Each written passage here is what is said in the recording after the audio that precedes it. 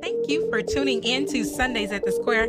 I am your host, Toni Ringgold, and I am so excited about I think I'm always so excited about my guests. I think I have the best guests in the world.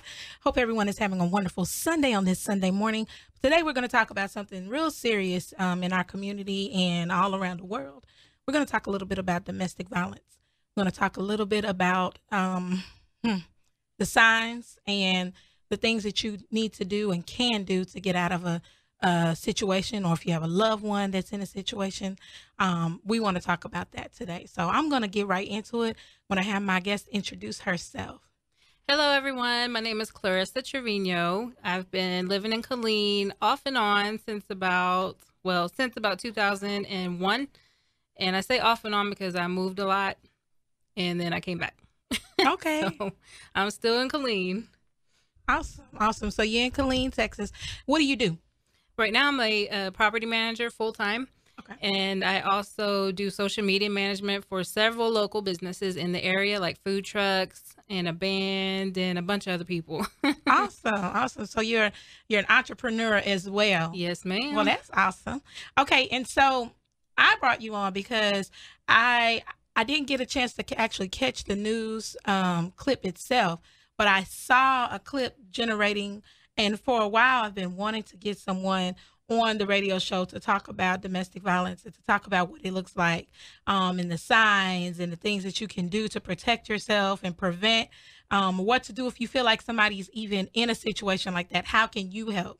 I've wanted to have someone on for a while. And so when I saw that you had your story up, and I said, oh, well, we're friends, I definitely reached out to you because I wanted to, bring you on. So first of all, I want to thank you so much for taking time out your busy schedule to come here and talk today. And I just want to get a little more about what is domestic violence? Like, what is it? Domestic violence is basically someone's way of controlling you.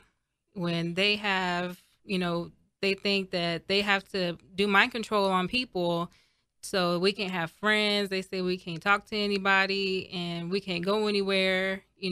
It's basically mind control over, because they feel a certain way about themselves. So they have to make us feel like we're nothing. So what are the early signs? I had plenty of early signs, especially in my relationship. And we ended up together about when I was 17. And that's the main reason why I started this, was because there are a lot of teenagers that, are in domestic violence situations.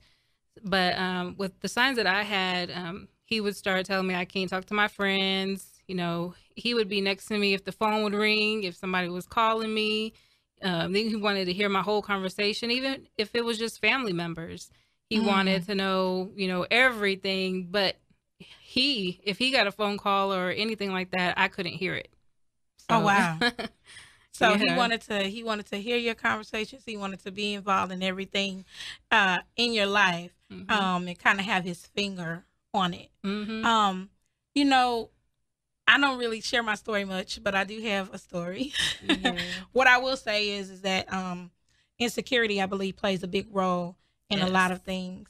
And so did you find yourself trying to compensate for the insecurities? I did. Your battery's low. I did, because for a little while, and at the time that we were together, actually, I had my own restaurant. So I was doing good. I was doing my own thing. I had just graduated high school, had my own restaurant. You had your own restaurant after graduating? 18. Wow. What kind of restaurant? It was a family restaurant. We had just American food, like huge chicken fried steaks and onion rings. And oh my gosh, I miss it. Yeah. So plus I'm hungry right now. But anyway, but yeah, had my own restaurant. He was actually my cook there. And he would pretty much control, like, if whatever money I would bring in, different things like that.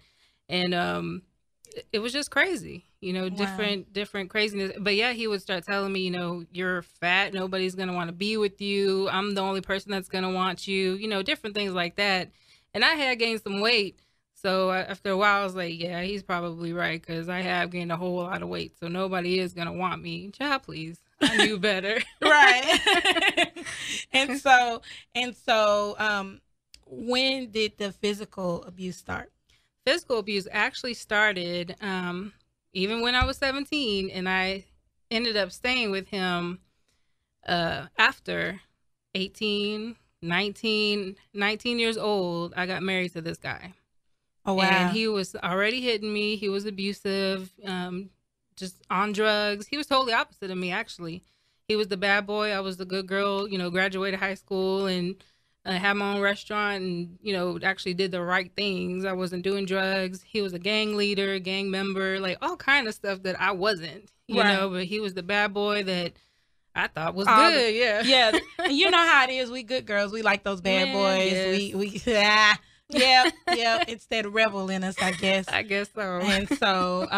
And so you with the bad boy, that you're trying to turn good. I guess most people would say, well, why were you crazy enough to marry him? And he was already putting his hands on you. Yeah. What can you say to someone, to a listener who may not have experienced domestic violence, and they don't understand why someone would take it a step further as to get married or to continue in a relationship? Yeah. And it's hard to explain sometimes to people that have never been in a situation, and that's any situation. Because I remember I used to always say, man, if I ever caught, you know, so-and-so cheating on me, I'd do this and I do that, until I was in that situation. And everything I said I would do, I didn't do. So, as a matter of fact, with him, I walked in on him having sex with his quote unquote friend. You know, she's just a friend. You know, he would say that all the time, but I knew better. Right. And, you know, I walked in on them, you know, having sex. So, and that was the last night when, you know, he beat me up to where I passed out. He choked me till I passed out. So wait. You walk in on him. Right.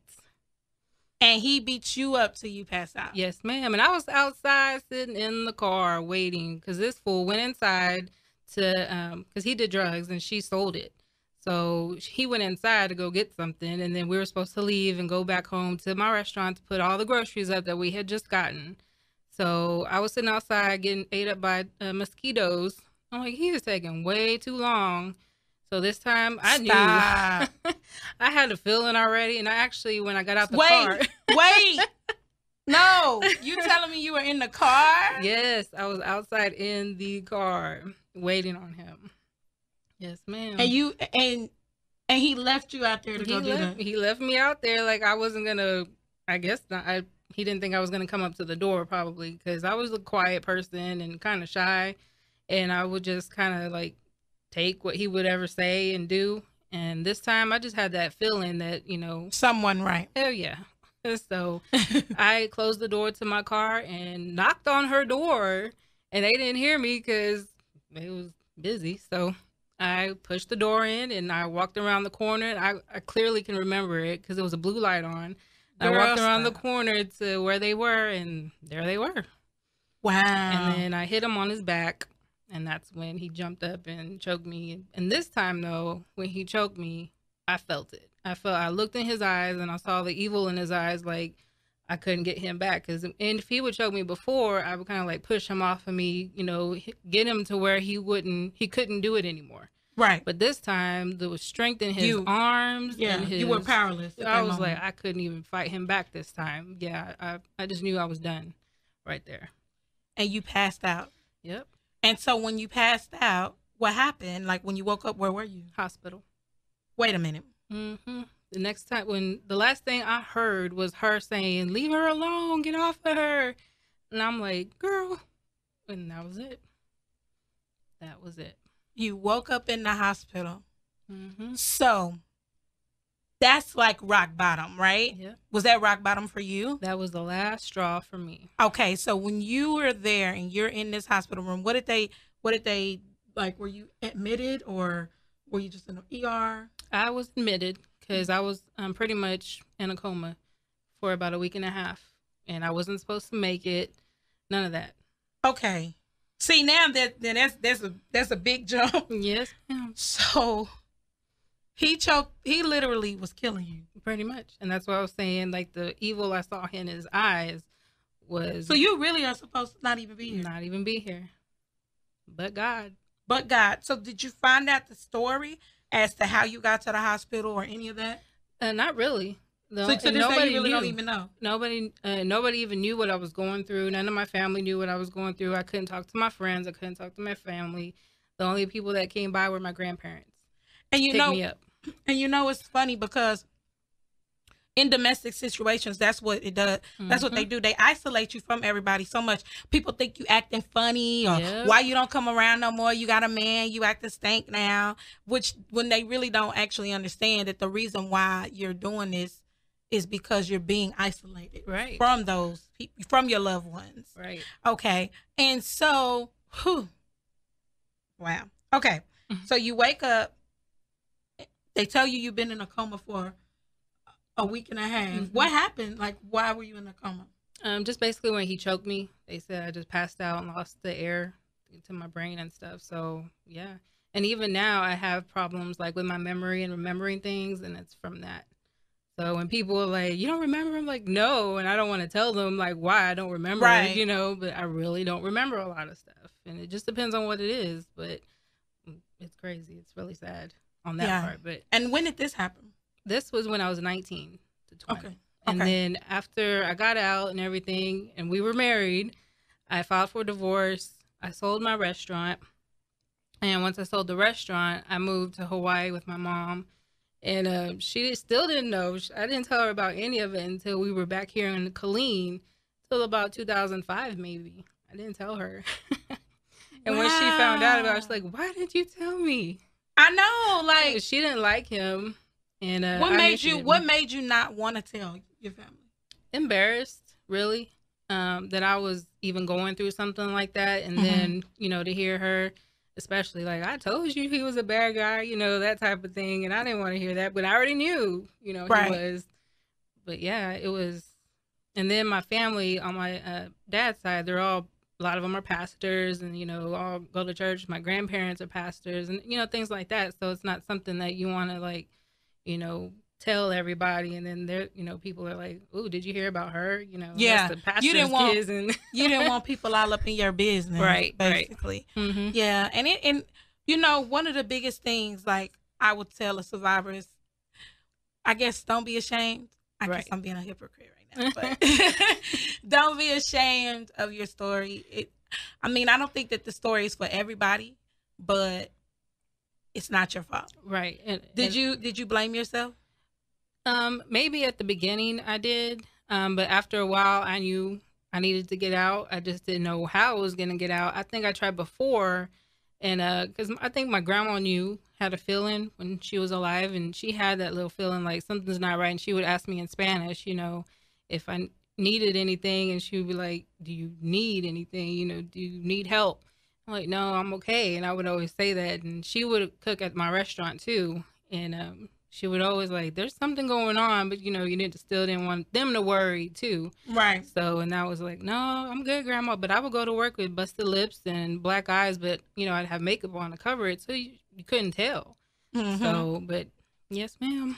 Okay. So let's go back to the hospital bed.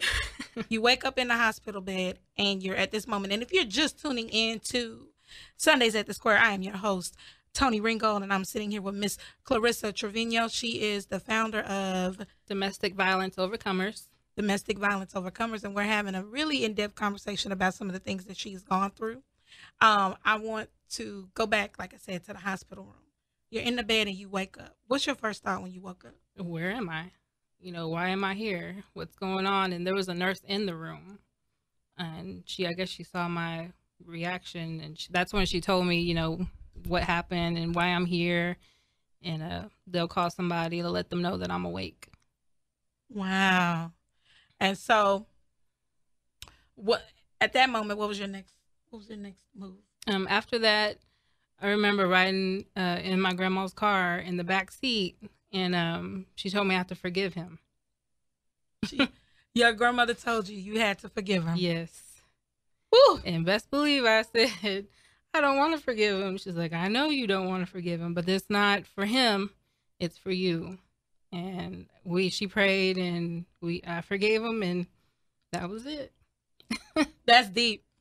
But you know what? It is true. You, in any type of situation that you're in, you have to let it go, because if you don't let it go, you're gonna carry that burden with you everywhere that you go. Yeah.